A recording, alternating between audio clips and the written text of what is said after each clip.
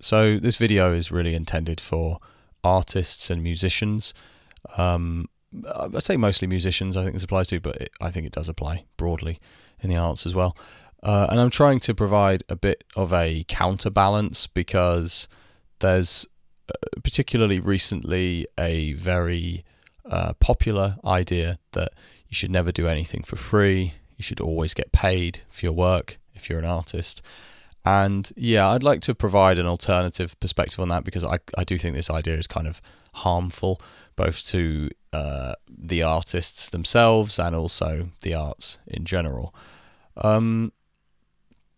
It is inherently a kind of socialist or communist concept that, regardless of what the market dictates, regardless of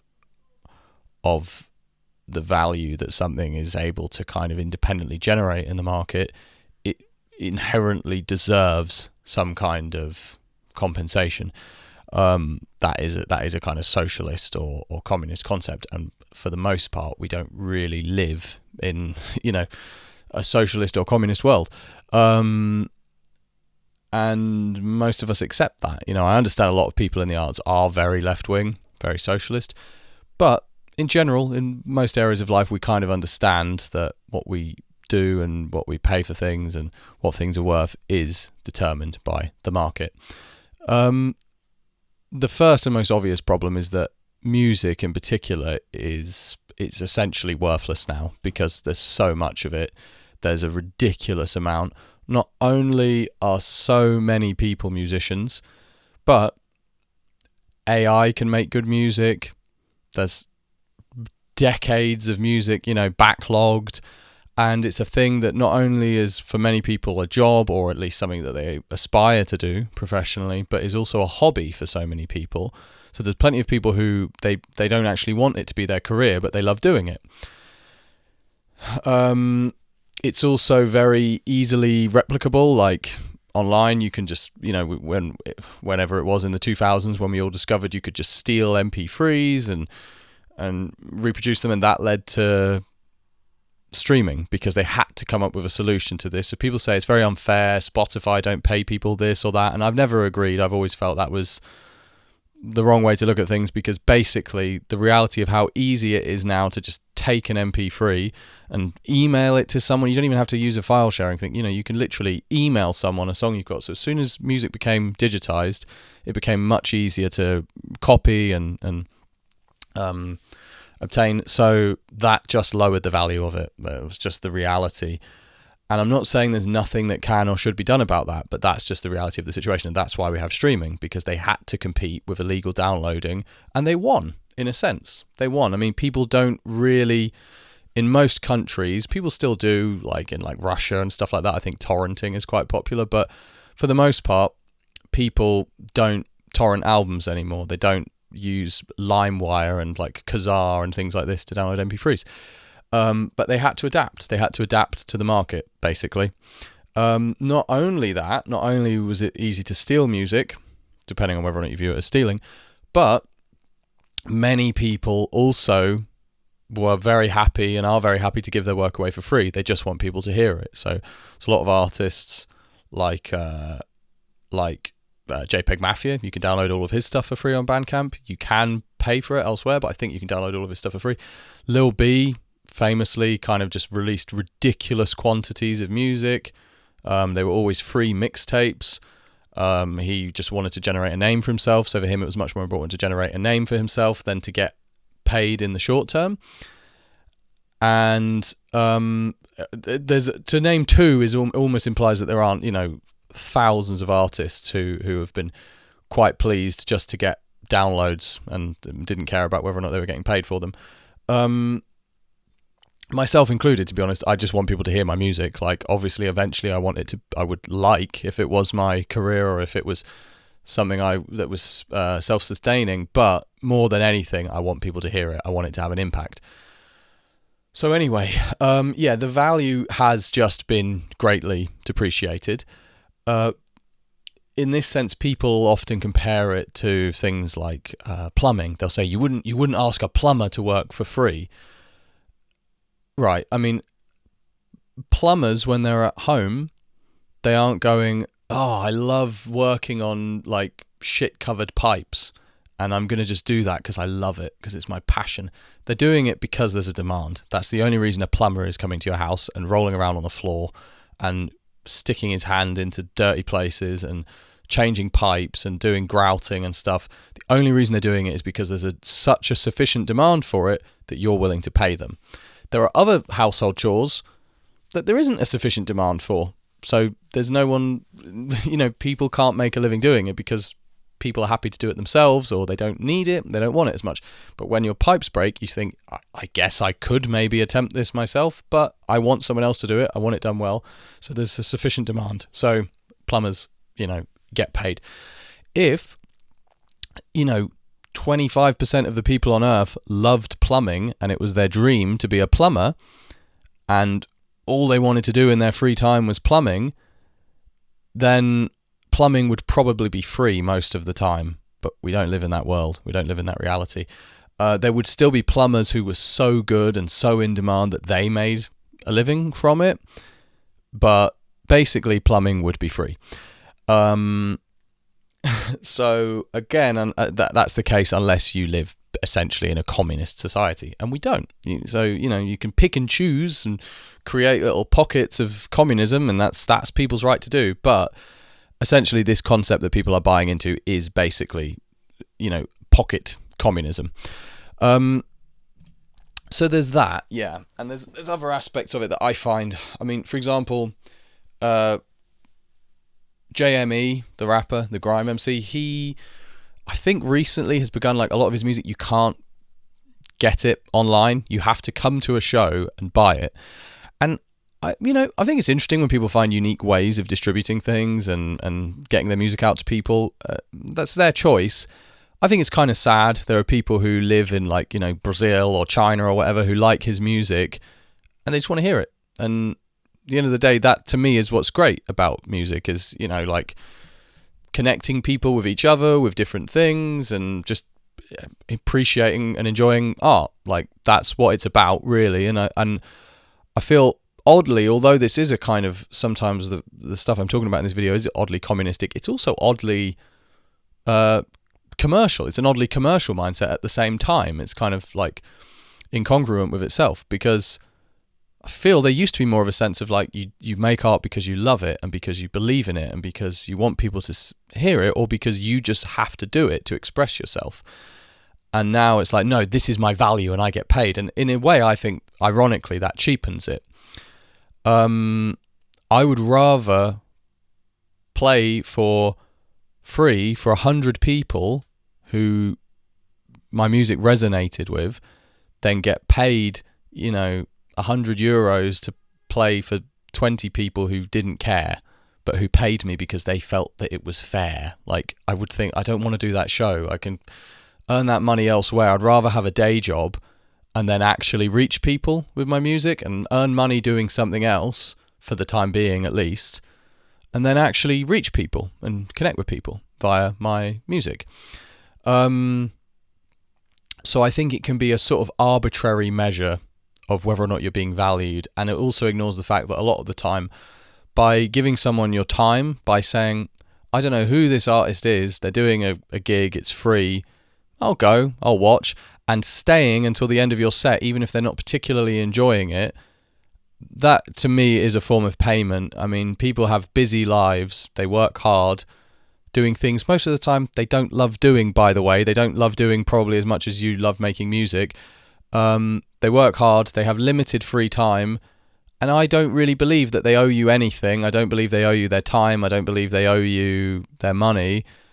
And I think that actually it's often quite generous just to watch someone or listen to them or give them feedback or whatever it is. I think there's a lot of ways you can, compensate someone for their work, in quotes.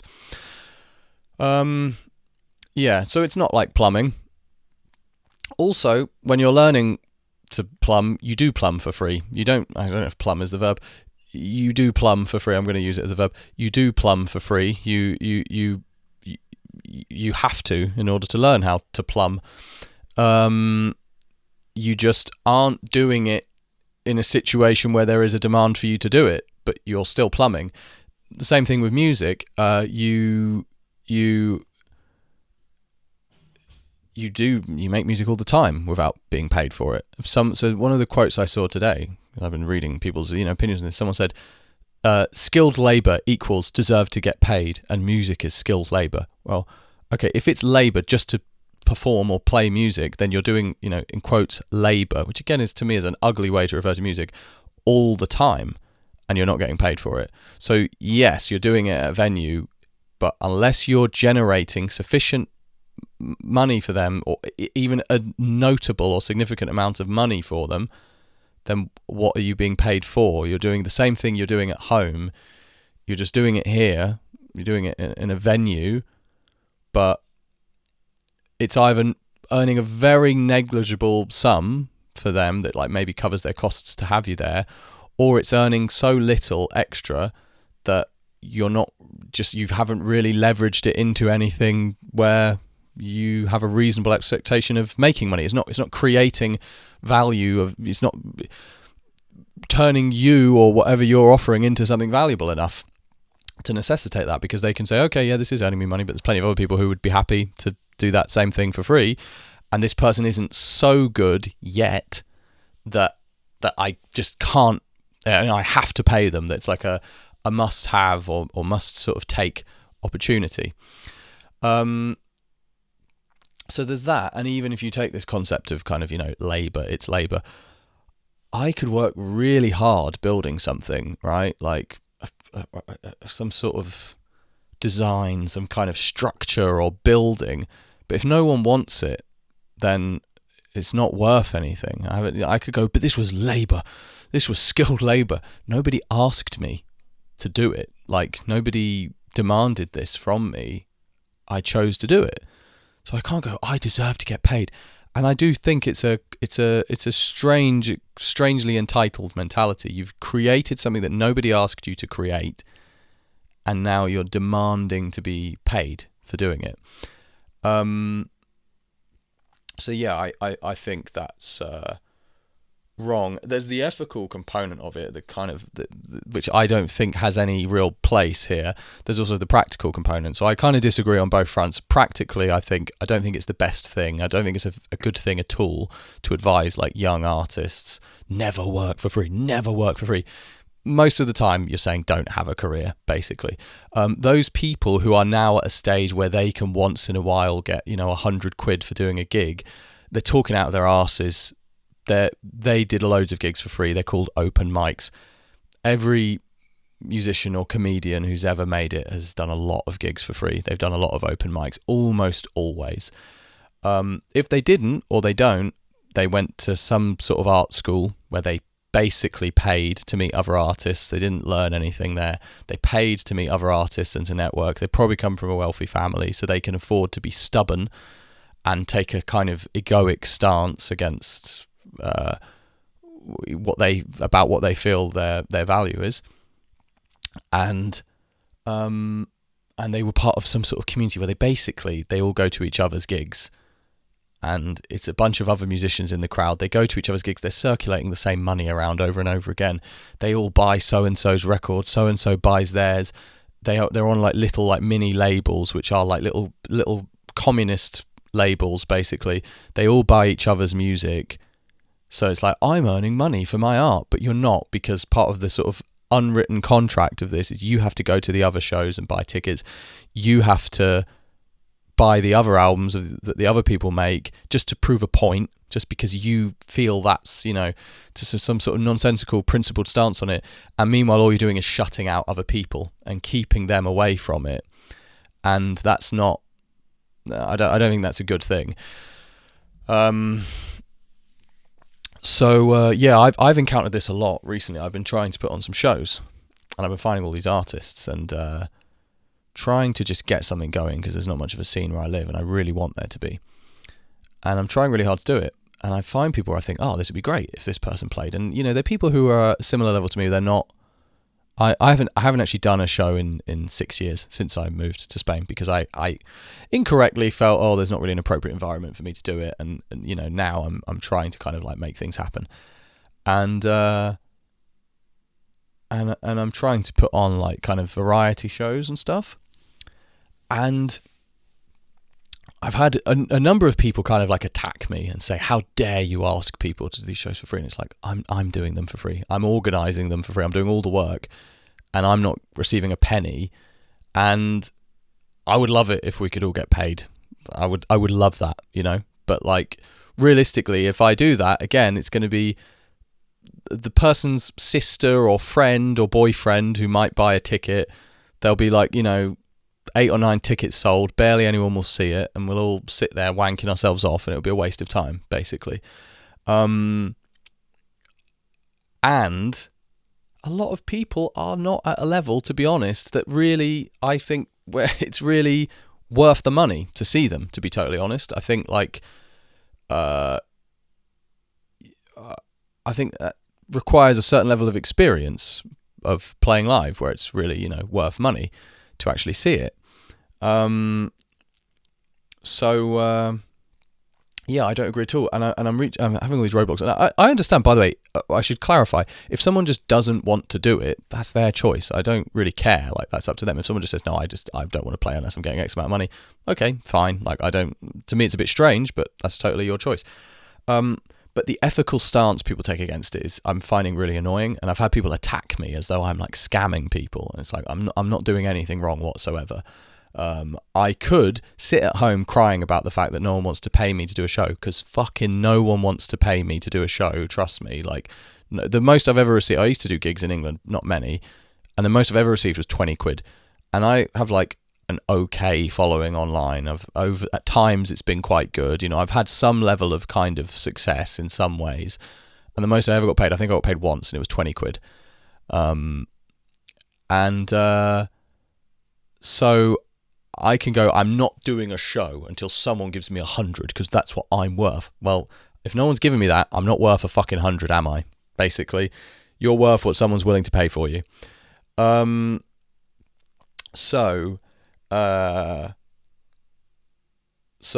yeah, these people will get back to me. One of them who seemingly had zero online presence, I found this artist and I thought, oh, this is really cool. Great to have this person at the show. And almost no online presence, like 4 plays on some platforms and stuff, you know. And I couldn't find any information about shows or anything. And this person had this, again, one of these like labels, and they're just like a very cloistered, small kind of parochial thing. And I emailed them and said, I'd love to get this person to, you know, see if they want to do shows. And they were like, I don't know if it's a man or a woman, this artist, to be honest, but they were like, their minimum is 200. So this won't work for us. And I was like, oh, okay. And I found it a bit rude, you know. So I kind of tried to like call their bluff a bit. And I also thought I would quite like to see, like, I want to see what's going on and where are all these paid shows happening that I'm oblivious to, because I'm not seeing them. It seems like everyone's just waiting for opportunities that don't exist to come along, and then eventually getting bored and fizzling out and stopping doing it. And I said, oh, cool, where are the, you know, is there a list where I can find where these shows are? Like, I can't find them on the Instagram page or anything. I'd like to come along to one. And instantly they stopped replying. So, right, so you're not even doing shows then. There's no shows listed on here. You're a label who's like protecting this person by preventing them from kind of getting their music out there to people and from gaining experience and from just expressing themselves and doing what they're, you know, apparently is their passion. And 200 for someone who has no track record, presumably, of generating income for a venue. Where's that 200 going to come from? So if that was just the artist on their own and they're selling tickets for £3 each or whatever, that'd be 100 people. That's a lot, because they have to cover the venue and, you know, whatever. Whatever way you look at it, that's a lot of people for one person to bring regularly, unless they're bringing the same people over and over again. That's basically just their mates. So fine, I get some people, they want to do that. They want to stay at that level, and they're comfortable to just once in a while do a show basically for their mates that they went to music school with and not ever reach anyone else. If that's the case, ignore everything I'm saying. Like, there's this weird little system that works for these people. They buy each other's odd, pretentious cassette releases. They buy each other's merch. They live in this tiny little microcosm of like a sort of fake communist world, and they support each other's stuff, and that's it. No one else can really enter that, and if they want to, they have to kind of play by all of those rules. And in the end, I don't personally believe anybody's really making anything from it anyway. And they're not really making money because it's all getting circulated, as I said, and also they're not really growing a name, you know. And I don't say this from a position of authority in terms of like how to grow a name in music. Is an immensely difficult thing.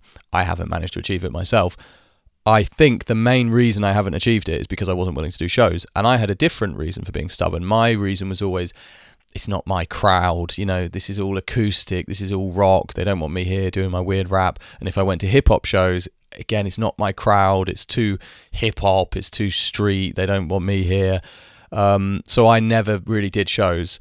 And when I was in England, there were a lot more available, and I never did them, and I really regret that. Like, I deeply regret that. And I realised recently that's the main thing that's been missing the entire time. Like, at times I've generated interest online. I've managed to, through various means, kind of generate interest in my music, and had great feedback from some people, terrible from others, whatever. But, you know, it's had a reaction and attention and everything, which is what I've wanted. But I could never stabilize that or be consistent or get anywhere, really.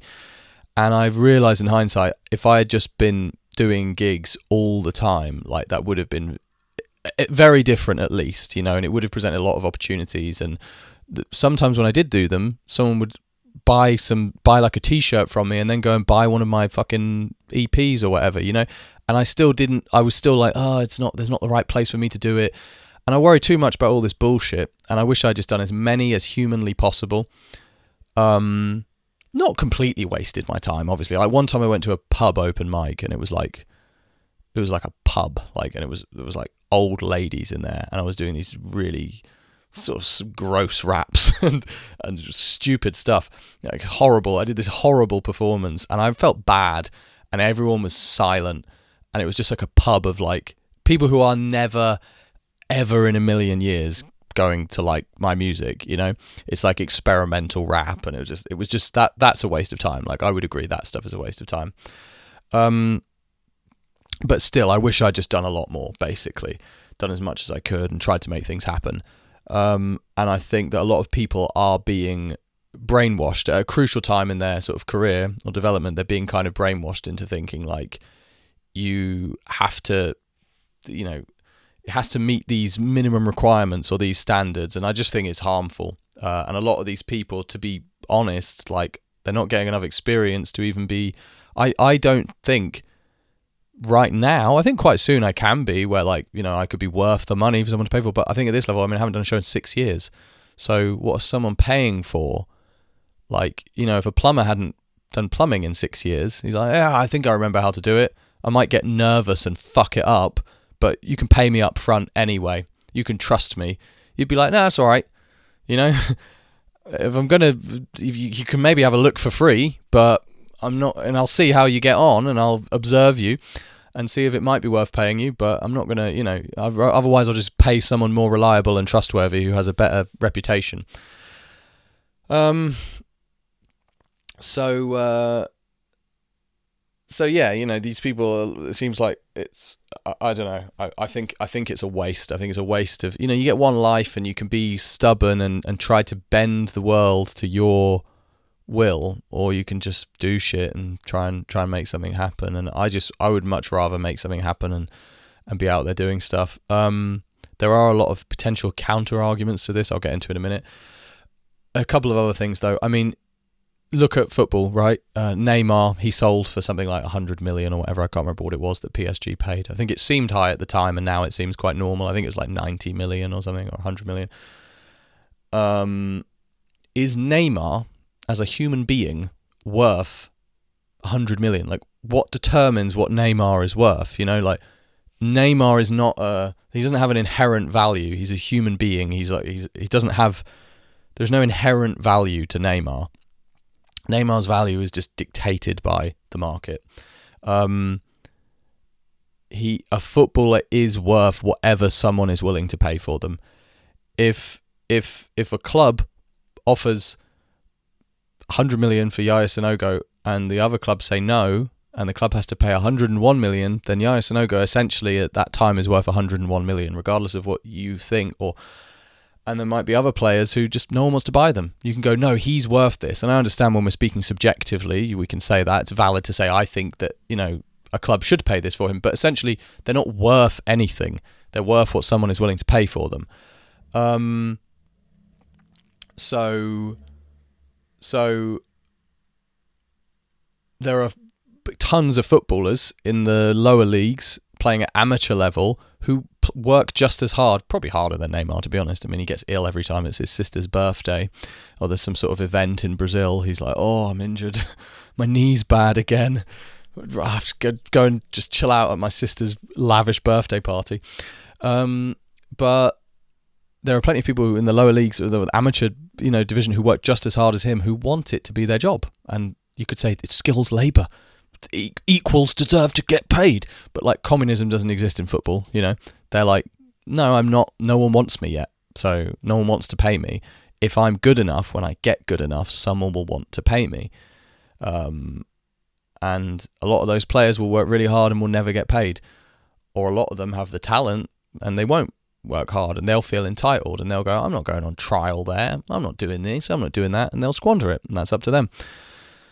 That's their choice. Another thing, I mean, when you upload a song to YouTube, I guess technically you get paid when you upload a music video. If you get loads of views and you monetize your channel, then you get paid, but probably most people don't. And most people are lucky to get 1,000 views on a music video. So you're getting pennies at most for your music videos, probably. So the free beer that you get at an open mic is worth a lot more than those pennies, actually, relative to the time you've spent and what people are getting and everything. Even just a free beer is like way more than most people actually get paid in reality for music, for their skilled labor, which apparently has to necessitate payment.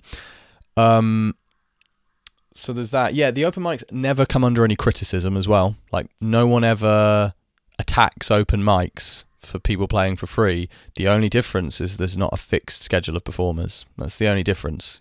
People will quibble and go, no, an open mic is people are playing for free at an open mic. You can make some sort of highfalutin kind of complex argument to explain the nuances and the differences between an open mic and a normal show with a set list, but people are playing for free at open mics all the time. So some counter arguments, some other ways of looking at the situation. One thing I do understand, if someone is first of all, again, all of it is... Oh, one other thing I want to go back to, sorry. Speaking of YouTube, the platform, started out completely free, right? So for years, we were all watching stuff completely for free on YouTube. There were no ads even. YouTube was incredible, and we were like, wow, this thing is so amazing, it's free. YouTube grew its name, it grew its kind of necessity, we grew a dependence on it, and now you either have to pay a ridiculous fee for YouTube Premium, or there's ads. But it was free to begin with, and YouTube, I think it's safe to say, probably make a lot more money than any of us will make doing music. And just because something is free to begin with, it doesn't mean you're saying it has no long-term value or that you don't want to make money from it. It just means that maybe for now, the best way to actually make something of it is for it to be free. So think of YouTube, as a good example. And there's loads of stuff that starts out free. And then after some time, when it's established itself, it costs money. If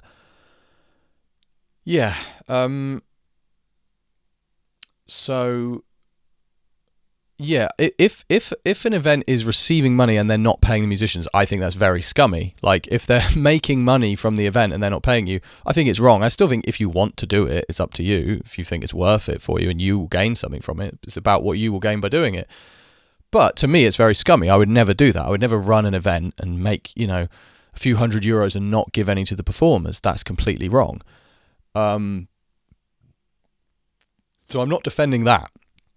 And if someone has a bar or a restaurant and they have there's different types of music. That's the thing. that comes into this is a lot of people who get really up in arms about it. They're like a sax player or a jazz piano player, and they're like, if you play for free, you're ruining it for all of us. I'm not ruining your likelihood of getting gigs at like the airport lounge cafe playing a jazz piano by doing an experimental rap show for 7 people. Like, I'm not affecting that, and they're completely different things. So one is music as a job, essentially.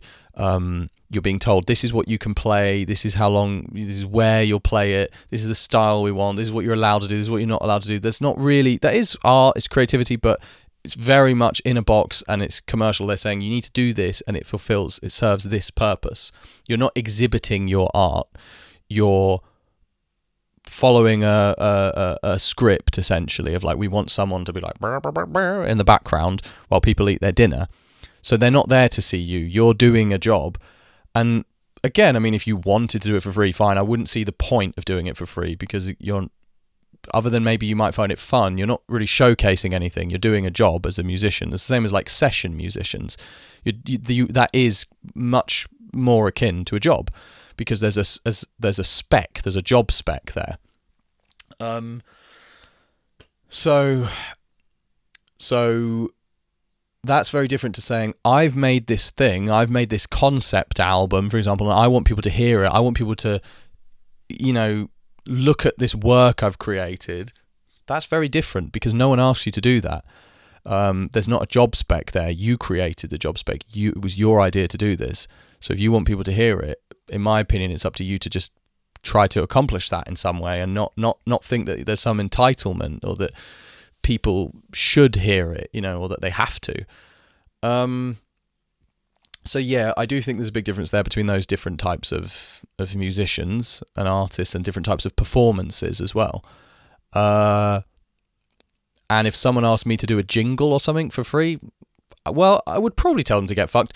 But if they told me to do a jingle and it was for something really big and it would get my name out there, I would consider it. I'd think, well, there's not much else coming through and it's shitty that they've asked me to do it for free. I might even on principle say, fuck you, Coca-Cola or whatever. I wouldn't do it for Coca-Cola anyway. But if it was something I liked, a TV show I loved, and they said, for some reason, we want you to do a theme song for this or whatever, I'd be like, oh, it would be cool, and it would get my name out there and get my music out there. So I would have to consider it, but I would take issue with them, when they could easily pay me something doing that.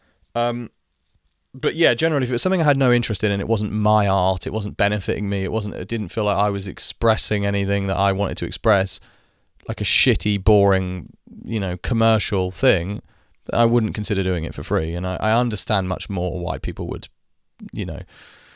have an aversion to that. And I understand why, when a venue is specifically hiring specific things because they need it or want it for their venue, fine. But a lot of shows, they're not organised by the venue, they're organised by artists who approach the venue and say, can we use your venue? And they say, all right, you can use the venue, but, whatever.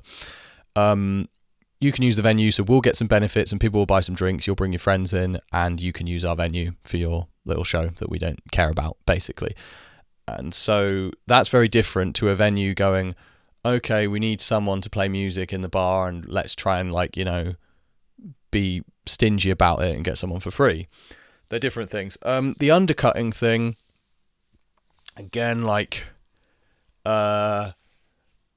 it doesn't really make much sense. Full stop. Like, if you put your music on streaming, you could say the same thing. If you put your music on YouTube, you could say the same thing. If none of us put our music on YouTube, we could all have our own websites where people had to pay to download our music videos. It's also it doesn't make sense. Open mics doesn't where do you draw the line? There are people making thousands. If we could all hold the line and charge ridiculous amounts, it's a very selective form of outrage. I think it's just stupid. I just think it's naive to the realities of life for most artists, and particularly for artists who exist on the fringe and who make weird stuff. And I find this myself, I can't just go and be like, oh yeah, I'm a rock band, let me just quickly do a set before this group, or let me play at this venue that plays lots of rock bands. they don't want me there. I can't do that. You know, the opportunities are few and far between to get my stuff out there. There's very specific contexts I have to be in, and most venues on normal nights won't have that. So it has to be basically a something I create myself, and so. Yeah, if there's a jazz band playing shows for free on the jazz circuit and undercutting all the other jazz bands at all the jazz bars that hire jazz bands, maybe I could understand that argument a bit, but it's not fair or right to apply that to all people. And also, like, yeah, not everyone fucking agrees with you. Not everyone does it for money. Not everyone thinks that's the ultimate goal is to be paid, or that's the most important thing. So, like, yeah, it's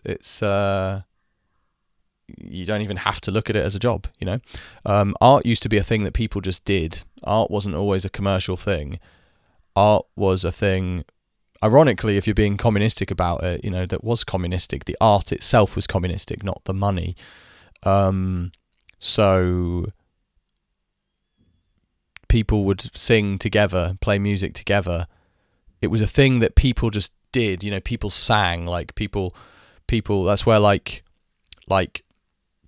indigenous music cultures and stuff come from. It wasn't like one guy. He's like the hot guy in the tribe, who everyone, you know, like, yeah, there were obviously people who maybe did that more than others, but generally speaking, like traditional music and things like this, like they were a thing that people just did. It wasn't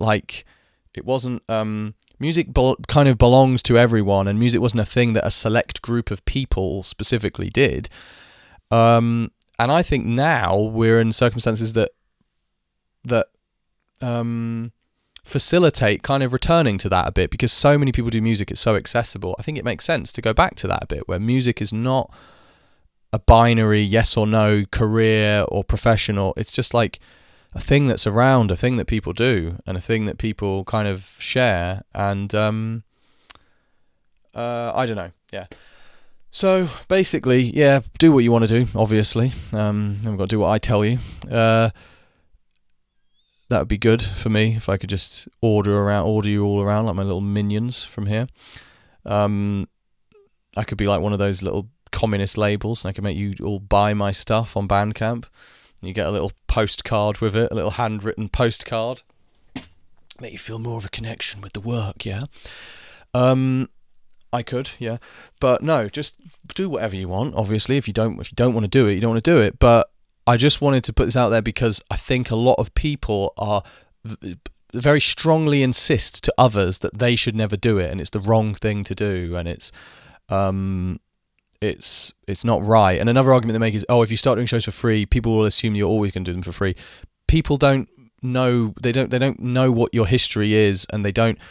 Realistically, it doesn't look like the other strategy is working out for most of these people. For most of these people who hold out and say, I won't do a show unless I get 200, it looks like they fucking don't do any shows. And when they do, it's for the same group of people over and over and over again.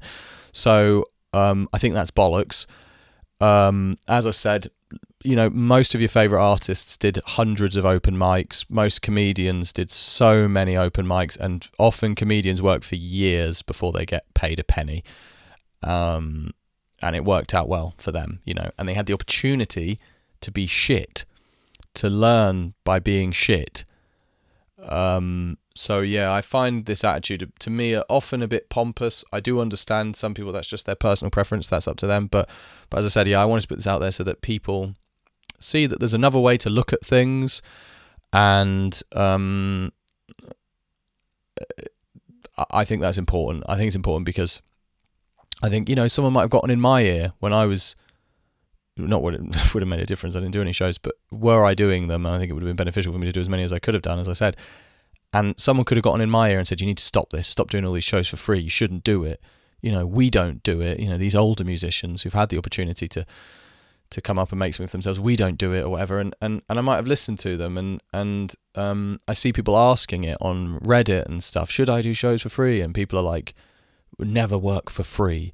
You're working, you know, you deserve something. And I think it's a shame that that's become the sort of the stated prevailing view. I think the reality is different because a lot of people are doing stuff for free. But yeah, I think that's kind of the stated prevailing view. Anyway, yeah, that's all, guys. Interested to know your thoughts and opinions on this. Yeah, that's all. Thanks for watching. Take care.